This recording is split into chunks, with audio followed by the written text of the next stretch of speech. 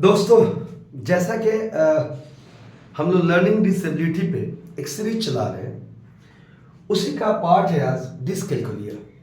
पहले तो हम बस डिस्कशन कर रहे हैं, बाद में इसकी रेमेडीज भी बताएंगे। डिसकैलकुलिया कभी ऐसा होता है या कभी आपने अपने बच्चों में ये पाया है कि उन्हें मैथ समझ में नहीं आते। बिल्कुल अपने जमाने का सबसे एक्सपर्ट टीचर भी समझाए तो वो नहीं समझ पाते हैं। इसकी क्या वजह हो सकती है? बहुत बड़े होने तक उन्हें टेबल भी याद नहीं है और अगर कैलकुलेशन करते हैं तो उंगलियों का इस्तेमाल करते हैं। स्टैंडर्ड 9th में चले गए फिर भी उंगलियों का इस्तेमाल कर रहे हैं। थोड़ी सी मैथ्स के प्रॉब्लम में परेशान हो जाते हैं। और अगर बच्चे हैं तो उन्हें यह समझ में नहीं आता कि यहाँ डिवाइड करना है या मल्टीप्लाई करना है। आपने एक सिंपल सा क्वेश्चन किया और आपका बच्चा 6th क्लास में पढ़ता है कि भाई हमारे पास 18 मैंगोज है, 18 आम है और उसे 6 बच्चों में बांटने, 6 बच्चों को बराबर बराबर देना है। तो बताइए एक बच्चों को कितने आम मिलेंगे? इस सिंपल सी क्वेश्चन में भी कुछ बच्चे परेशान हो जाते हैं और वो ये तक नहीं समझ पाते कि इसमें डिवाइड करना है या मल्टीप्लाई। इसी प्रॉब्लम को डिसकैलकुलिया कहते हैं। दोस्तों, दिस का मतलब होता है फंक्शन, अच्छा तरह फंक्शन नहीं करना। This is called this. और कैलकुलिया का मतलब होता है कैलकुलेशन यानी कैलकुलेशन में प्रॉब्लम आ जाना। ये सेंट्रल नर्वस सिस्टम में इशू की वजह से होता है। ब्रेन में कुछ न्यूरॉन में इश्यूज है जिसकी वजह से ये प्रॉब्लम बच्चों में आ जाती है। ऐसा नहीं कि बच्चा मैथ्स में प्रॉब्लम में है तो बाकी सब्जेक्ट में स्ट्रांग नहीं होगा। हो सकता है।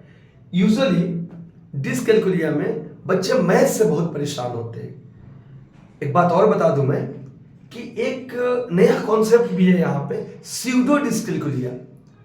ऐसा भी हो सकता है कि टीचर बहुत अच्छी तरह मैथ की कॉन्सेप्ट को क्लियर नहीं किया, जिसकी वजह से भी बच्चा या बेसिक चीज नहीं जानने की वजह से बच्चा परेशान रह रहा है। फॉर एग्जाम्पल, बच्चा हायर न्यूमेरिकल सोल्व कर रहा है, हायर क्लास की प्रॉब्लम को सोल्व कर रहा है, उसे एलसीएम नहीं आ रही। जब एलसीएम नहीं आ रही तो जो हायर क्लास के प्रॉब्लम्स है वहां पे एलसीएम का यूज आया तो बच्चा नहीं कर पाएगा। तो ये स्यूडो डिसकैलकुलिया में आते हैं।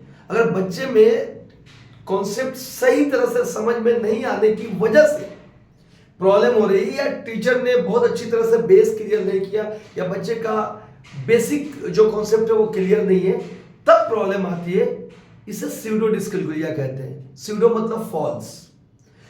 तो दोस्तों, डिसकैलकुलिया और स्यूडो डिसकैलकुलिया में बहुत माइन्यूट फर्क है, बहुत ध्यान रखना है। ये न्यूरल प्रॉब्लम है, ये पैदाइश से शुरू होती है या परसिस्ट करती है, और स्यूडो डिसकैलकुलिया बड़े होने के बाद प्रॉब्लम क्रिएट होता है। अक्सर बच्चे मैथ में बिगिनिंग में बहुत अच्छे हैं, आगे चल के प्रॉब्लम आ रही है, डिसकैलकुलिया नहीं है। डिसकैलकुलिया, अच्छा कई बार ऐसा भी होता है कि डिसकैलकुलिया में ये बढ़ते भी जाता है, उस केस में ये डिसकैलकुलिया हो जाता है। इश्यूज बचपन में हुई और वो आगे एक्सट्रीम होते गई अगर ध्यान नहीं दिया गया तो।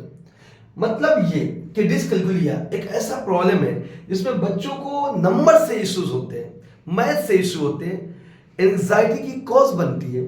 दोस्तों, वो 6 को ऐसे नहीं समझेंगे, वो 6 को ऐसे बनाने लगेंगे। नंबर की पहचान में भी दुश्वारियां होती है उन्हें, एक्सट्रीम केसेस में, सीवियर केसेस में। अच्छा, ऐसा नहीं है कि डिसकैलकुलिया में सफर करने वाले बच्चे मैथ को बिल्कुल छोड़ दें। अमेरिका में कई ऐसे एग्जाम्पल्स हैं जो डिसकैलकुलिया के बच्चे भी बेहतरीन सॉफ्टवेयर इंजीनियर या मैथ्स के फील्ड में नुमाया कारकर्दगी अंजाम दिए हैं। तो इसमें हम बात करेंगे, इसकी रेमेडी भी है, इसके अपने एक अलग तरीके हैं जिससे पढ़ाने से ये प्रॉब्लम सॉल्व हो जाती है। तो कहीं आपका बच्चा डिसकैलकुलिया में तो सफर नहीं कर रहा है। दोस्तों, ये घबराने की बात नहीं है। तरीके से, डिफरेंट वेज से पढ़ाने में ये प्रॉब्लम ओवरकम किया जा सकता है, इस प्रॉब्लम को दूर किया जा सकता है। बने रहिए, हम सीरीज लेके आते रहेंगे।